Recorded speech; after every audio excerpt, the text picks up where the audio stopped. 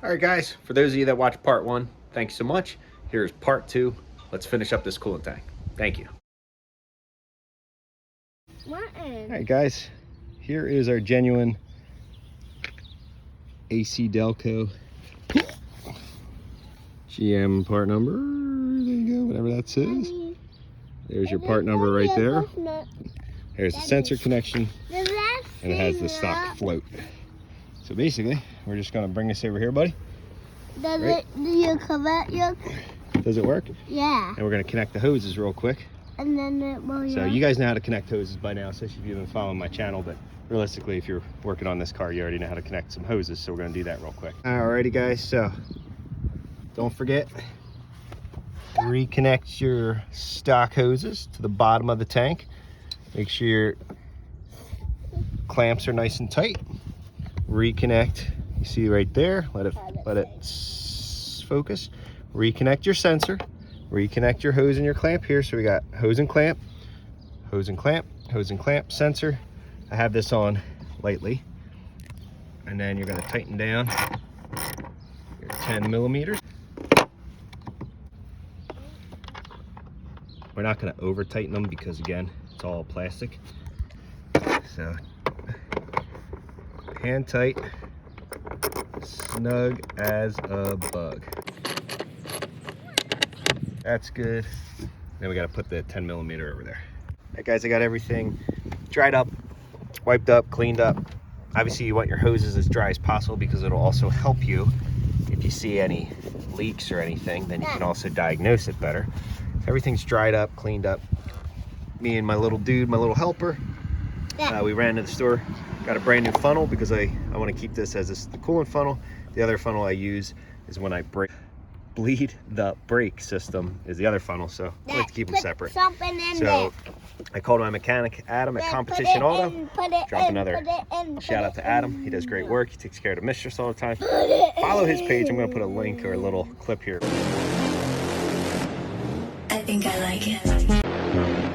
Because he has a Charger that he lifted and took a Hellcat drivetrain. You'll see it. I'll just let you enjoy the viewing. But we're gonna add some. I had to call him real quick to see what coolant color we were using because I'm blind and I just wanted to be 100% sure.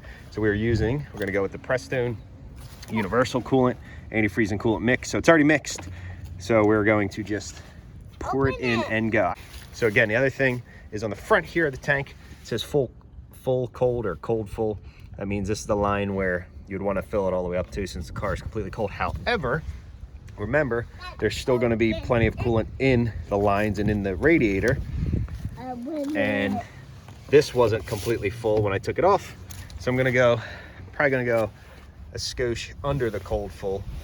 Don't want to overflow it and run the car and go from there. So let's add some coolant.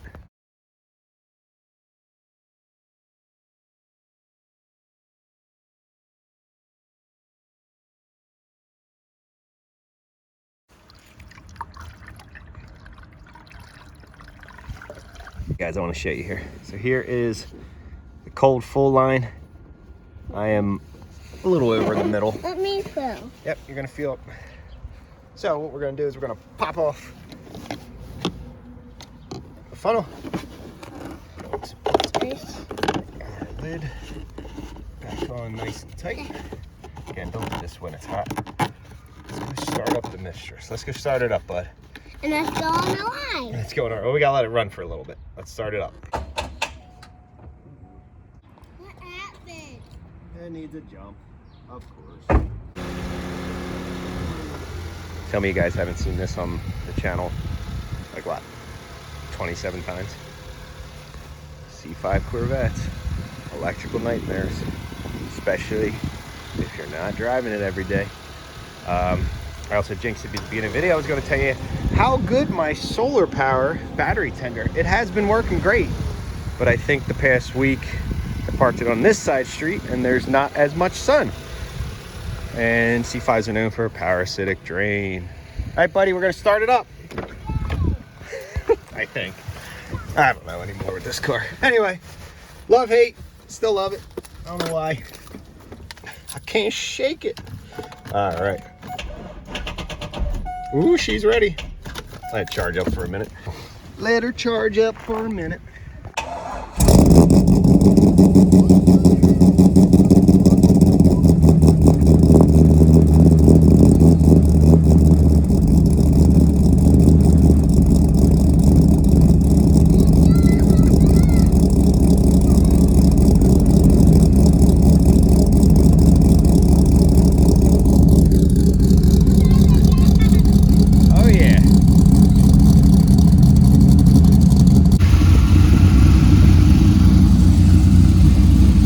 Alright, so it's been idling.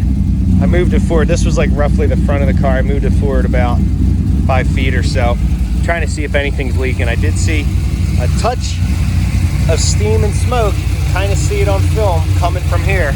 So what I'm trying to determine is if it's just obviously the coolant that dripped down burning off now.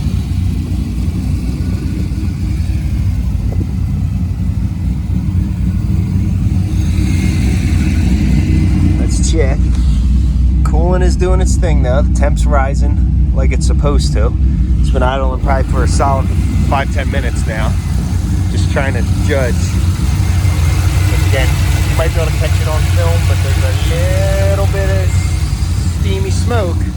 I'm trying to make sure that there's not a kink in a hose. Alright guys, took her around the block.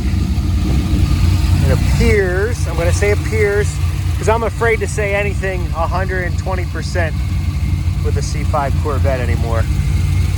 Still love the car. Woo, nice and hot. Nice and hot, baby. Nice and hot.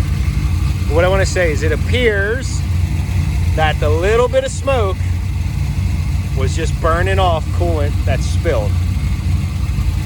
This baby's been idling for 15 minutes and then I just turned it off, because I also wanted to see if it'd start right back up, because I want to go to work.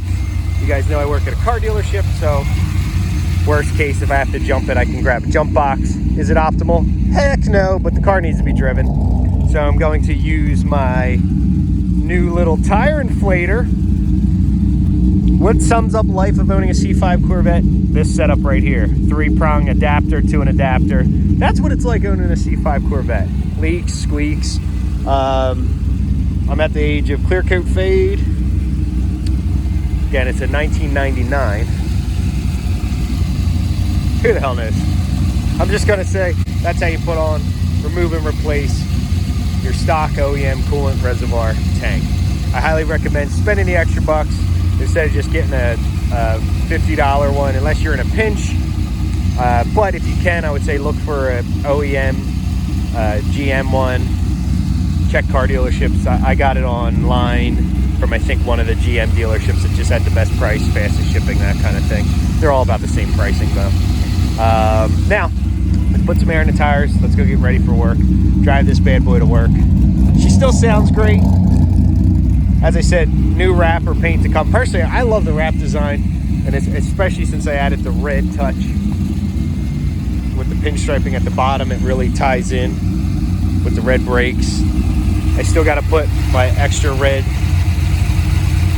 fuel rail cover, the plastic on. I also want to clean up. You can see how dirty it is over here, so I got to clean that stuff up. We got to get it cleaned up. But realistically, the main thing is, and I've said this before, let me hop inside real quick, guys.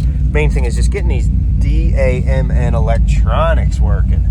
The passenger side door, I got to dig into the door control harness, and that's why I think that you'll get reduced engine power in this car.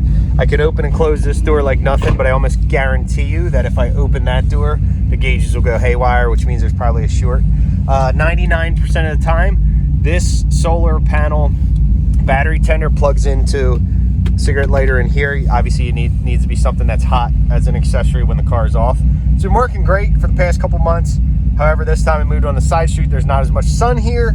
And also, it's been here for about a week and a half, on top of not actually driving the car. So I feel like it's going to give it a much weaker charge than like my other battery tender that I use. But it also solves not having to have an extension cord outside, which is convenient.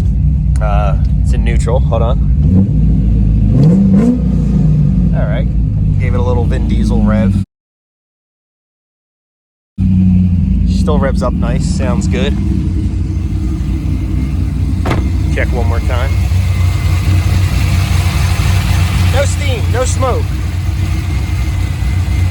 No steam, no smoke. I'm going to end the video like this, guys. So as always, thank you guys for watching. Be sure to give a thumbs up, throw some comments, like, comment, subscribe. You know the deal by now in 2024 with the world of YouTube. I appreciate all this love and support that you guys give me. What I do want to say is this, you know, I'll go into these videos. I try to do it yourself, but then I realize that I'm just being real and transparent with you guys. I understand my filming angles might not be perfect. I'm filming from whatever iPhone I have right now. I think it's an 11, might be the 12. Had it for a few years now, but so I'm just filming old school raw. I'm about just the fun, guys. What I realize is my channel's never going to be that perfect filming location with an HD camera. You're going to get all the best angles, but what you are going to get is tips and tricks, and you know, hopefully a decent tutorial of how to work on this car. Thanks, guys. Enjoy the video. Thank you so much.